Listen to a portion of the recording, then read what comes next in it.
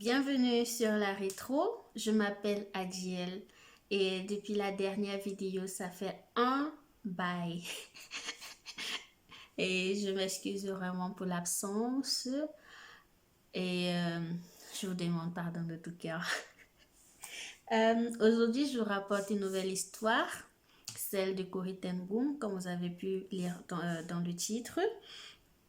Et de son vrai nom, de son nom complet, Cornelia Johanna Arnolda ten Boom.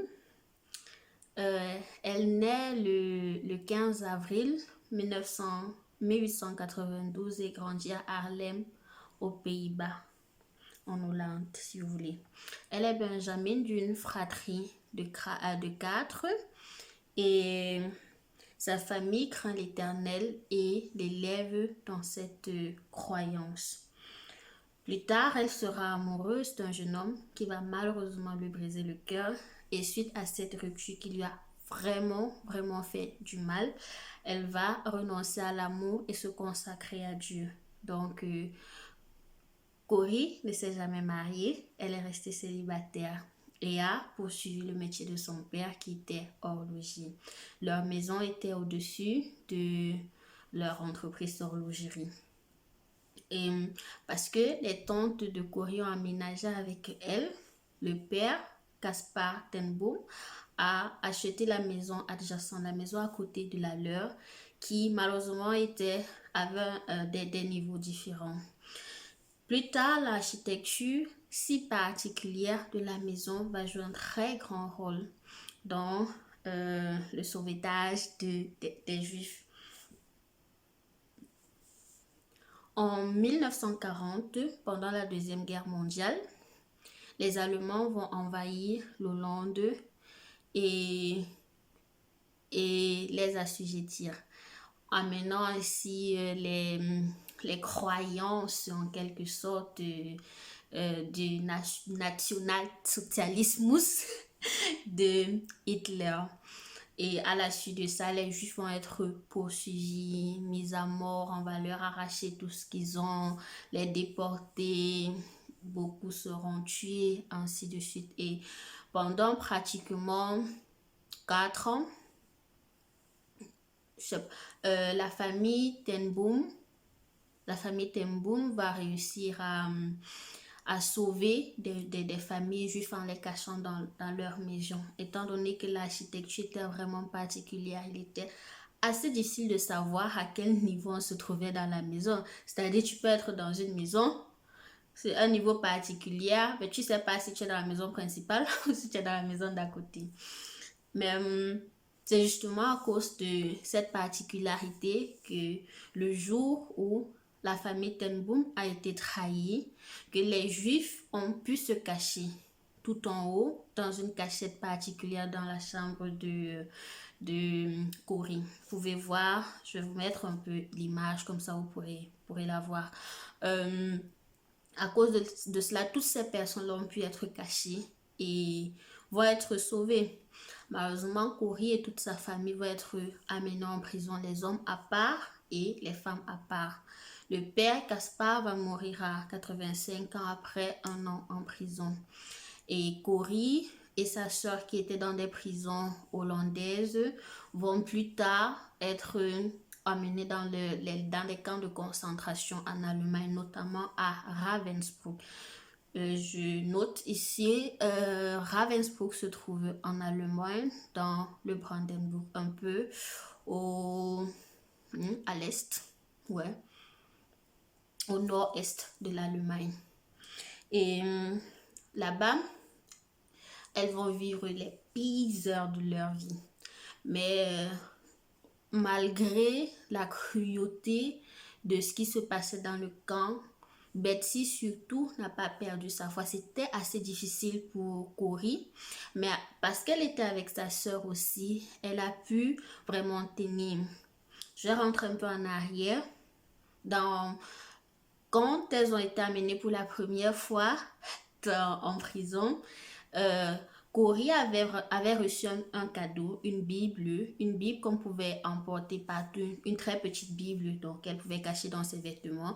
Et elle a lu en prison et les gardes celui qui la gardait vraiment a pu recevoir, a failli, d'après son récit, donner sa vie à Christ parce qu'elle n'hésitait pas à tout moment vraiment de raconter sa foi, de parler de sa foi, de parler de Dieu et ainsi de suite.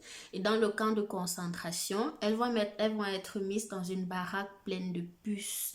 Et parce que justement la baraque avait beaucoup de puces, les gardes ne vont jamais entrer là-bas. Ce qui va permettre à Betsy et Corrie de tenir, voilà, des heures d'étude de la Bible, et beaucoup de prisonnières ainsi vont donner aussi leur vie à Christ. Ce sera aussi un moyen pour elles d'encourager les autres, malgré la souffrance, à, à continuer à croire, à continuer à avoir de l'espoir.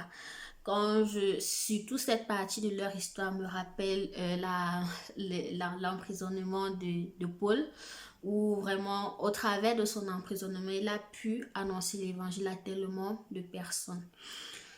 Donc, même au comble, au plus profond de la douleur, même quand c'est difficile, elles n'ont pas abandonné la foi. Au contraire, elles ont continué à croire, elles ont continué d'annoncer la bonne nouvelle de Christ. Betsy, la sœur de Corrie, va attraper une grippe, elle va être très malade. Et un soir, quand elle sera amenée à l'infirmerie ou quelque chose dans le sens, elle va annoncer à Corrie une vision qu'elle a eue de Dieu. Avant la fin de l'année, elle va être libérée. Et après être libérées, elles pourront vraiment avoir une maison où elles accueillent des personnes et leur donnent de l'espoir, les aident à guérir. Ensuite, elles pourront transformer un camp de concentration en un lieu paisible avec des fleurs partout. Et elles pourront aussi voyager dans le monde pour parler de leur foi. Quelque temps après avoir donné cette vision, après avoir parlé de cette vision à Corrie, Betsy va mourir. Et pour Corrie, ce sera vraiment un choc parce qu'elle se dit, ah, peut-être que la vision que sa sœur a reçue ne va pas s'accomplir. Mais quelques semaines ou quelques jours plus tard, Corrie va être libérée.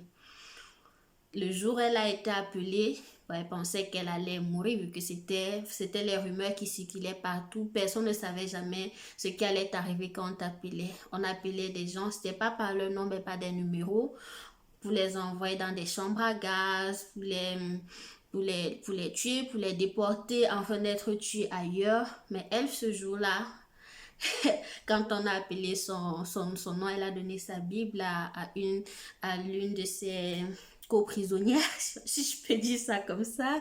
Et elle est partie en se disant, bah, je sais pas où je pars, c'est sûr, bon, mon heure est arrivée.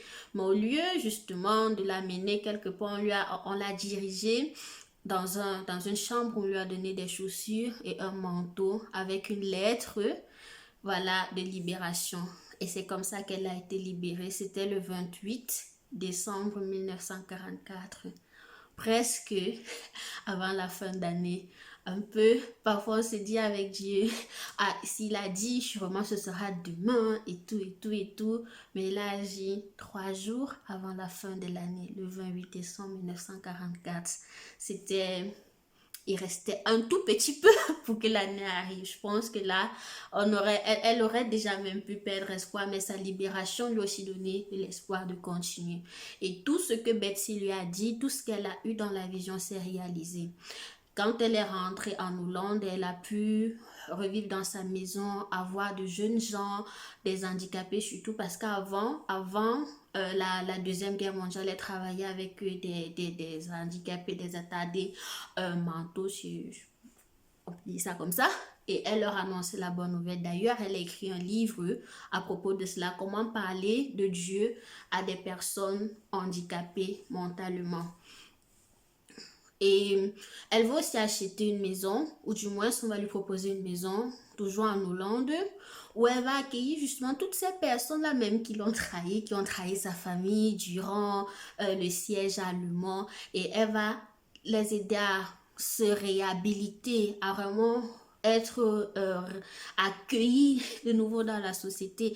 Et beaucoup de personnes qui voyaient ça se disaient, mais pourquoi est-ce que Corrie fait ça?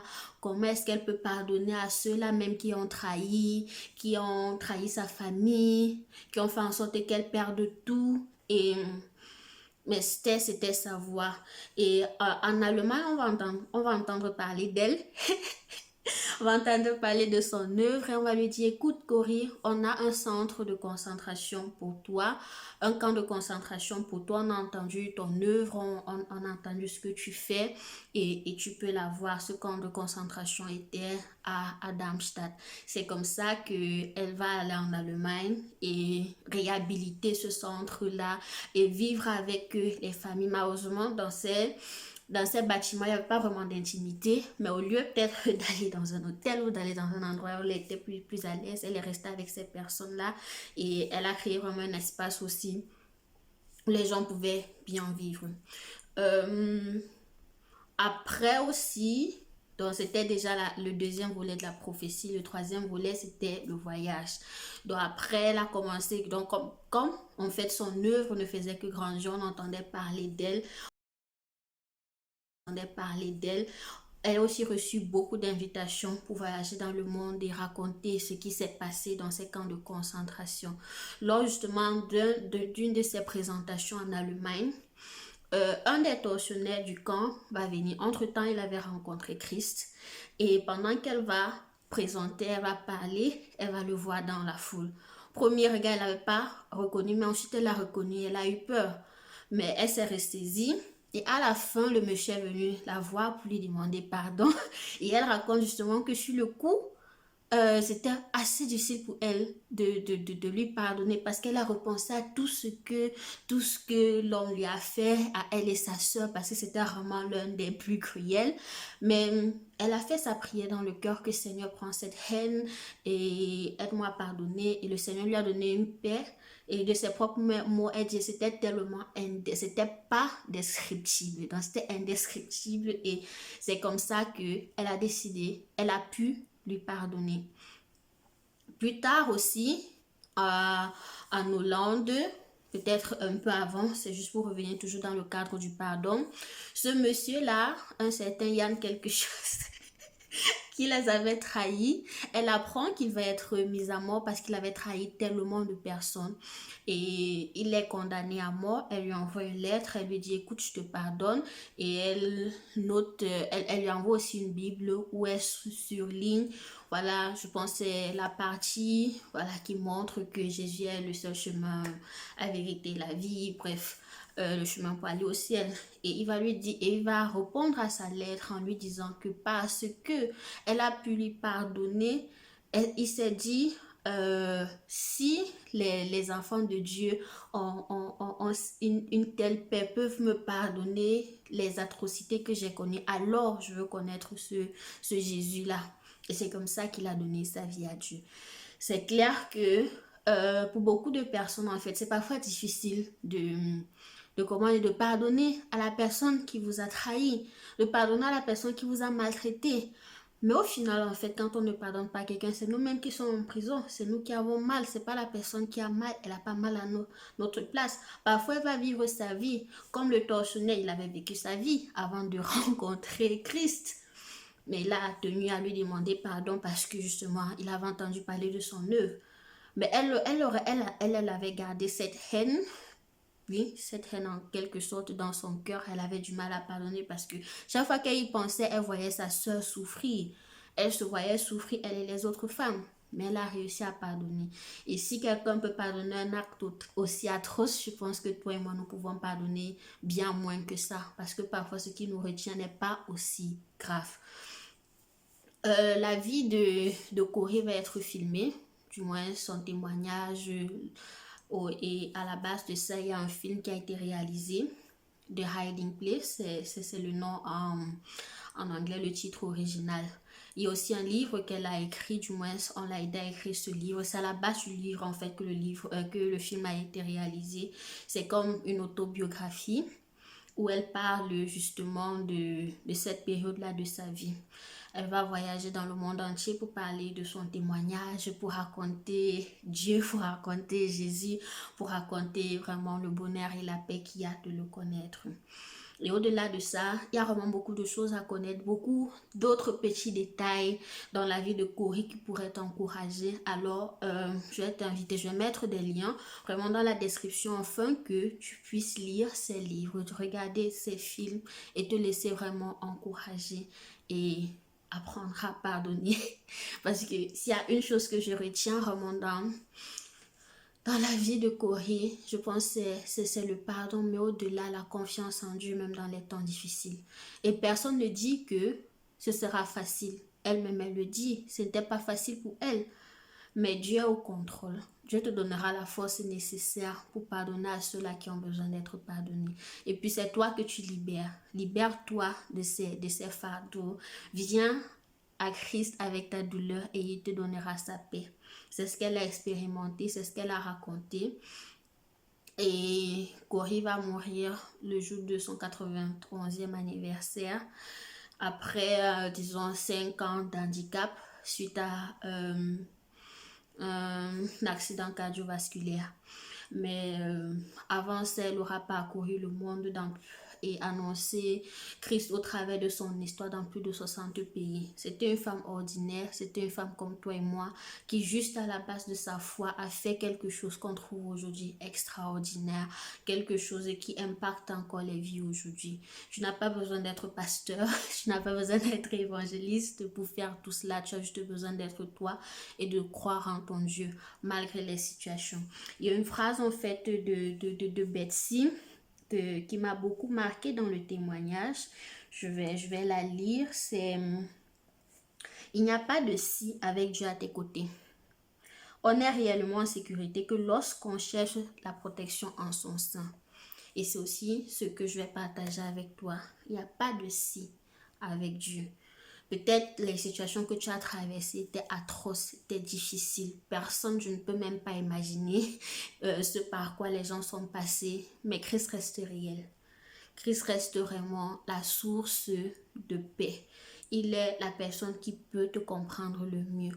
Même si beaucoup disent parfois, ah, si Dieu existait vraiment, est-ce qu'il aurait permis que telle chose arrive?